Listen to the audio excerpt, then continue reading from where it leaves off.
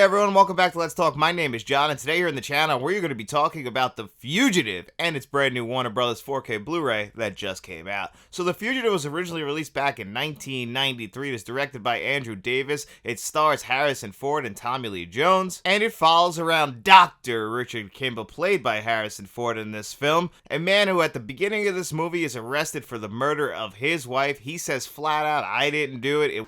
It wasn't me.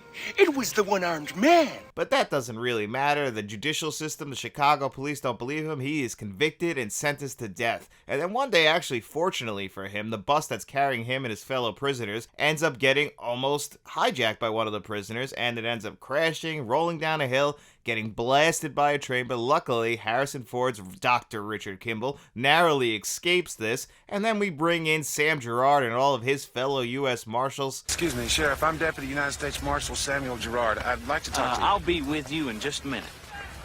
Okay. Sam Gerard, played by the great Tommy Lee Jones, who ends up winning an Academy Award for this, which really does surprise me. I can't believe the Academy got this one right. It doesn't really feel like the kind of performance the Academy would award, but I'm really glad they did, because this is easily Tommy Lee Jones' best performance in a career of great performances. But he was really riding high in the 90s. This is 2 years before Batman Forever. He did the sequel, U.S. Marshals. He did Men in Black. So this is probably the height of Tommy Lee Jones' career, but this is his best character, because this character actually has a lot of nuance to him. You know, he could be just a straight-laced cop who doesn't give a crap about anyone else, and he says he doesn't care about anyone else. One of the most famous scenes in this movie is when Harrison Ford corners him on the dam, and he points the gun at him, and he's like, I didn't kill my wife, and Tommy Lee Jones like, I don't care.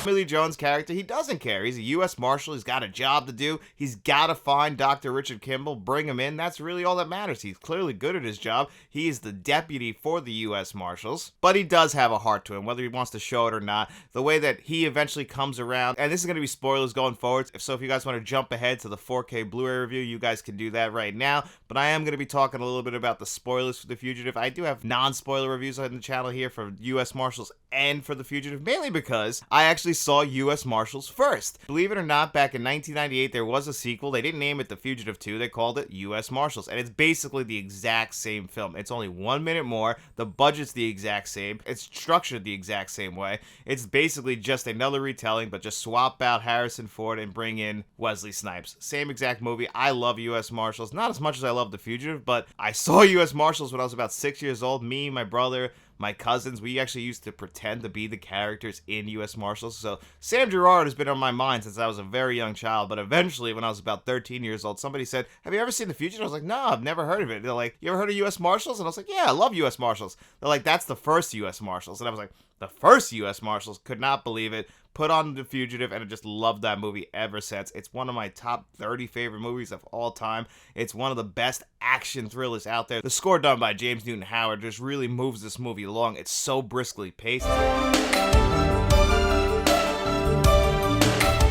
It's 130 minutes long that feels like a 90-minute movie, mainly because we waste no time. They don't spend any time at the beginning of this movie. When Dr. Richard Kimball gets arrested and convicted, that's only about the first 5 minutes of this movie as we go through these beautiful opening credits. By the way, I absolutely love them. I know nobody else cares about opening credits, but I love the art of it, and they do such a great job with the editing, and there are so many editors on this movie, by the way. Apparently, they were really under the gun when they had to edit this film, and there are numerous editors on it because apparently Andrew Davis set up 7 editing suites around Hollywood to finish this movie. How you edit like that, I will never know. I think you have to really just be one guy sitting there with the director. I don't know how you get what you want editing like that, but they really did. Michael Chapman, who is Martin Scorsese's usual cinematographer, worked on this movie as well, but he even says that Andrew Davis was really the one setting up the shots, and he was the one who lit it a certain way. Michael Chapman was actually brought in at the last minute because they fired the previous cinematographer, and apparently he even didn't get along with Andrew Davis, which is strange because watching interviews with Andrew Davis, he seems like a pretty cool guy. Him and Tommy Lee Jones and Harrison Ford, they all seem to get along. And actually, Andrew Davis did say that him, Tommy Lee Jones, and Harrison Ford don't get writing credits on it because of the WGA, but they were really writing these scenes on the fly, on the day of the shoot, because Harrison Harrison Ford, he wanted to do this movie, but he wasn't really in love with the script, so they were going to work on it as they were going, and that's how they ended up with this. Now, Tommy Lee Jones, who did win his only Academy Award for this movie, well-deserved Academy Award, like I was saying, he wasn't the original choice. Originally, they wanted to bring in Gene Hackman, and I could see them doing that, but they got it perfectly right with Tommy Lee Jones. Like I said, he has that heart to him. We see it with Newman. I was willing to shoot the other fugitive, and, Newman's like, what the fuck, man? You could have killed me if you missed. And he's like, well, should I have bargained with him? And then he's like, yeah, I think you should have. And then he whispers in his ear, I don't bargain. but then he puts the coat around him and, pats him on the shoulder and says, you're a good guy. I care about you. And he does care about his fellow U.S. Marshals out there. He's kind of got a heart to him, but he doesn't want anyone to know. He even points that out at the very end of this movie when he's bringing Dr. Richard Kimball in. He takes the handcuffs off him, and Harrison Ford says, I thought you didn't care. He's like, I don't.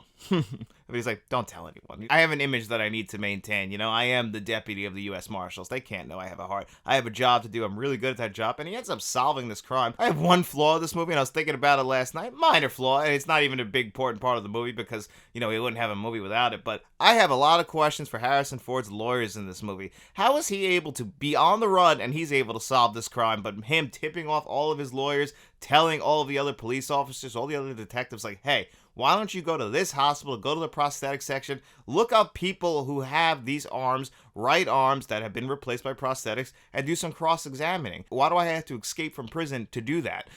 It blows my mind. And his lawyer does seem like a dick who doesn't want to do anything. So it makes kind of perfect sense. And I actually really do love the little pharmaceutical conspiracy theory that's kind of happening in this movie. And we get wrapped up in what was causing this. Why did they want to kill his wife? Or as we find out, she wasn't the target. He was the actual target. Mainly to cover up for a pharmaceutical company, which is I always love seeing big pharmacy get taken down like that. And he's just proven, hey, you guys only care about money. You were willing to kill me and my wife to get ahead. And it's always from the people that he trusts the most. His friend who's been helping him out. He's really trying to mislead him so it doesn't come back to him. But man, what a fucking monster. And this movie, like I said, absolutely one of my favorite films of all time. It is just a perfectly paced action thriller. Tommy Lee Jones deserves his Academy Award. This is actually my favorite Harrison Ford film of all time. It's gonna be just fine. Pull that elevator. Watch out. Even more than Star Wars and Indiana Jones. I just was recently watching the Peter Weir movies that he appeared in, Witness and The Mosquito Coast. The Mosquito Coast might be his best acting performance, but the combination of that Harrison Ford charm, the face acting, the actual acting in this movie that he has to do, and the character he gets to play, and he also demanded that he have a beard in this movie. That was a big selling point for him, and I love that. I think Harrison Ford looks way better with a beard. He's actually one of the most handsome men ever, and probably this is his most handsome when he has that big gray beard on him. I really do love this movie, love all the performances, even from the supporting characters. So if you haven't seen The Fugitive, even though I just spoiled it for you, it's a great film that I recommend you guys check out, even if you don't watch it on this brand new 4K Blu-ray. But before we talk about that 4K Blu-ray, if you want to continue to support the channel, we do have channel memberships. You can support us that way. You can just look at that in the description below, or you can just simply like this video, subscribe to the channel, and tell your friends. So let's talk about this 4K Blu-ray. Ladies and gentlemen, our fugitive has been on the run for 90 minutes. I want out of each and every one of you is a hard target search. Your fugitive's name is Dr. Richard Kimball. Well, here it is, The Fugitive on 4K Blu-ray. Now, you guys will notice that I don't have a slipcover on this. It was supposed to come with a slipcover. When I pre-ordered from Best Buy, the picture has a slipcover, but when I got it delivered to my house, no slipcover. Maybe it's not such a bad thing that Best Buy is going to stop selling physical media. This is a new release. It should have a slipcover on it. So if you were lucky enough to get this with the slipcover, there is also a steelbook version, which is pretty nice, but I actually prefer the artwork that they did on this, which is really cool. And if you go inside, you get one black 4K Blu-ray disc. Even the steelbook version doesn't have a Blu-ray. Sometimes they don't do that. Sometimes, the steelbook will have a Blu-ray. Sometimes the steelbook will have better extras. But no, the steelbook version and the regular slipcover version are exactly the same. So you're only going to be getting one 4K disc, which is a little bit disappointing. And I compared this to my 2006 Blu-ray, actually, which is the same exact scan that came out for the 20th anniversary 2013 release. So everything that was on that 2013 Blu-ray is the same stuff that's on this 2006 Blu-ray, except that 2013 Blu-ray did have a new featurette that is actually featured on this 4K. But everything else, all the other extras are exactly the same. They carried over except for that one extra from the 2013 Blu-ray, but all the other extras that are included on this, and they don't even bother changing their description of the extras on this. They wrote 2 exciting documentaries on this Blu-ray from 2006, and they wrote that exact same thing on the 2023 4K. So they didn't even bother, just copy and pasted it onto the back of the box, which is to be expected. So all of these featurettes, extras, documentaries, which they're being very loose with that term documentaries. They're really just featurettes about 25 to 30 minutes long, but they're all pretty damn good. I really did appreciate them. They showed how they did the train crash, which is really fascinating. They got interviews with Andrew Davis. There's an introduction on the 4K with Andrew Davis, Harrison Ford, even though Tommy Lee Jones is in it as well. They don't promote it that way. And it's really just Harrison Ford shooting his own interview while Andrew Davis is on the phone with Tommy Lee Jones. And they don't really address the fact that they made this movie. It's really a stupid introduction when you think about it, so you don't even have to watch that, but that is included on the 4K as well. And we also got ourselves a brand new Dolby Atmos track on this 4K. And honestly, as far as the audio tracks go, there is a bunch of different choices in language and subtitles. I usually point that out with Paramount 4Ks, but really Warner Brothers did a good job including a lot of different languages on this 4K. Just wanted to point that out. It's something that I always really do appreciate. And then that Dolby Atmos track really is a great Dolby Atmos track, mainly because it's really doing a good job of with the score and the way that they have these like little stings in there. You'll hear those little stings from behind you, which I really did appreciate. All the dialogue was crisp and clear. No complaints about the dialogue. No complaints about really anything to do with this Dolby Atmos track. It just didn't really knock my socks off like I was hoping, but I was still very impressed with it. It's still definitely a very, very, very solid Dolby Atmos track, one that really fits this film and is a huge upgrade over the previous DTS HD track that was really following this around for about almost 20 years. So we definitely got a big upgrade to the audio track. It's just not the best audio track I've heard of 2023, but they did a great job mixing it. Now the big thing and the reason why you guys are all here, how are those visuals? And actually surprisingly, they got the scan pretty good on that Blu-ray, that 2006 Blu-ray. It's the same scan that they brought over to the 2013 Blu-ray, and honestly it's a pretty good scan. That's how I always remember the film. It always had that cold Chicago-y feeling, mainly because, you know, they shot a lot of this on two different types of cameras. They shot it on handheld, and then, you know, obviously they're using a lot of Steadicam, they're using a lot of natural lighting, so this 4K could have been very uneven, and you can notice certain things in the Blu-ray as well, and those same issues on the Blu-ray, which are very, very minor, do carry over to the 4K. And I just think it's because of the lighting. And they did have trouble lighting this. Like certain scenes they used natural lighting, while other scenes, like when they're running through the tunnel, you can actually see, and Michael Chapman did say this, they wanted to use natural lighting, but it was impossible. So you could see like the holes in the tunnel, like they have light shining through, and all that stuff always looks better than when they use natural lighting. You know, so when you watch certain scenes and then they jump and you could just see that they have it set up perfectly. You'll notice this very early in the movie when they're in the ballroom. Like that stuff in the 4K and on the Blu-ray actually, it looks a little bit flatter than the rest of the movie, and the skin just looks a little bit unnatural. But then when they jump to the very next scene and Harrison Ford's sitting in an interview room, and you're just like, oh my god, like my jaw hit the ground, they had to pick it back up. I was like, that's what I was hoping this 4K would look like. It does look a lot like other Warner Brothers 4Ks. They definitely have a certain style like they like to go for. They only use HDR10, never Dolby Vision. I've said it here before and I'll say it again. Whatever they're doing, don't stop doing it. Their in-house transfers are some of the best out there, and this one is absolutely no different. It's stunning how good this 4K is. And it's actually almost too stunning because this movie takes place in Chicago in the winter. It's supposed to feel cold and freezing, and when you watch this movie,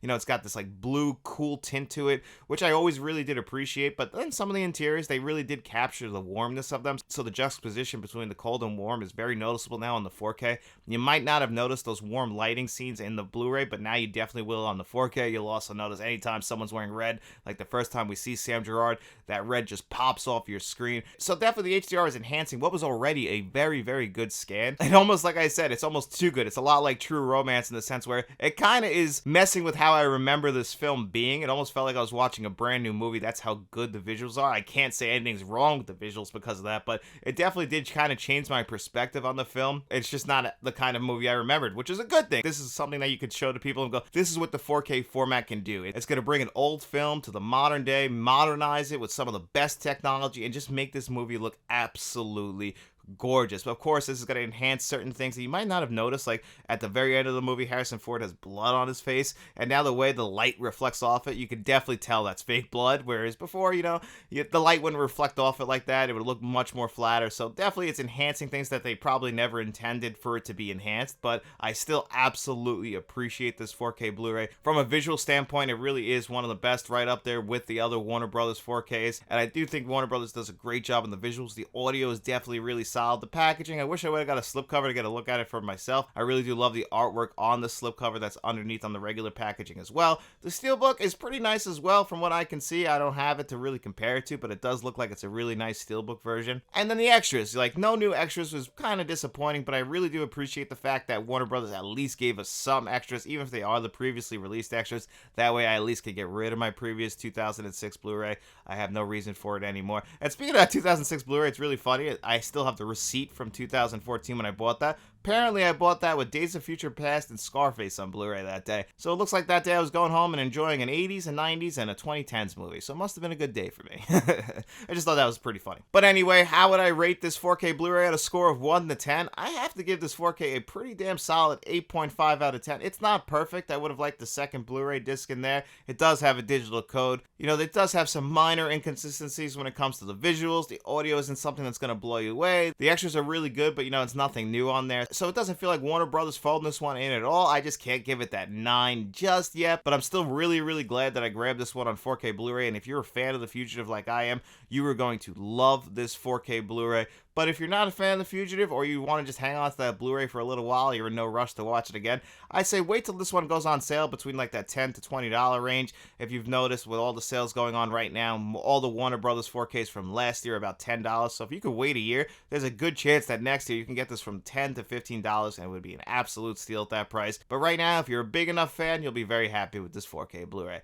But anyway, guys, that's going to do it for me here on another episode Let's Talk. If you want to continue to support Let's Talk, nothing helps the channel out more than by you just simply liking the video, subscribing to the channel, or maybe you want to join our channel memberships like our 3 producers, John Doe Juggalo, Jason Martin, and Frank Rodriguez have. I want to thank you guys so much, and our one channel director, Kevin Kruger. Thank you so much. If you guys want to join the ranks with them, look in the description below, click that join button, see which tier is best for you. I also want to thank my friends of the channel, the people who joined that tier, and we're also going to have a giveaway that we're going to do next week for Mean Streets on 4K Blu-ray, and that's only going to be for our channel members, so if you want to join with the ranks with them, definitely look in the description. But anyway, guys, thank you so much for being here with me. I hope you enjoyed this episode, and if you did, get out in those streets and tell your friends about us. We will be seeing you around.